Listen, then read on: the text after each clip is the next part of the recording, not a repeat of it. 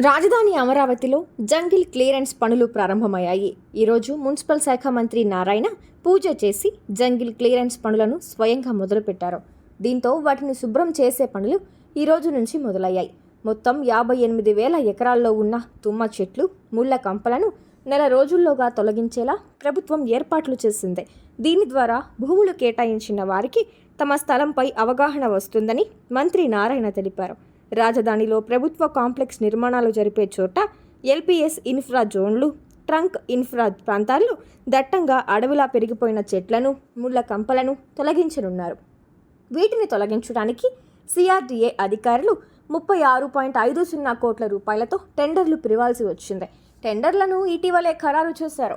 ఎన్సీసీఎల్ సంస్థ ఈ టెండర్లను దక్కించుకుంది. ఈరోజు ఉదయం నుంచి ఎన్సీసీఎల్ సంస్థ పిచ్చి, తుమ్మ చెట్ల తొలగింపు చేపట్టింది. సెక్రటేరియట్ వెనుక వైపున N9 రోడ్డు నుంచి ఈ పనులను ప్రారంభించారు. ఈ పనులపై మంత్రి నారాయణ మంగళవారం సిఆర్డీఏ కార్యాలయంలో మీడియాతో మాట్లాడుతూ జంగిల్ క్లియరెన్స్ను యుద్ధ ప్రాతిపదికన చేపడుతున్నామని, రాజధాని క్యాపిటల్ పరిధిలోని మొత్తం 99 డివిజన్లలో ఒకేసారి పనులు మొదలు పెట్టనున్నట్లు తెలిపారు. నెల రోజుల్లో జంగిల్ క్లియరెన్స్ పూర్తి చేస్తామన్నారు.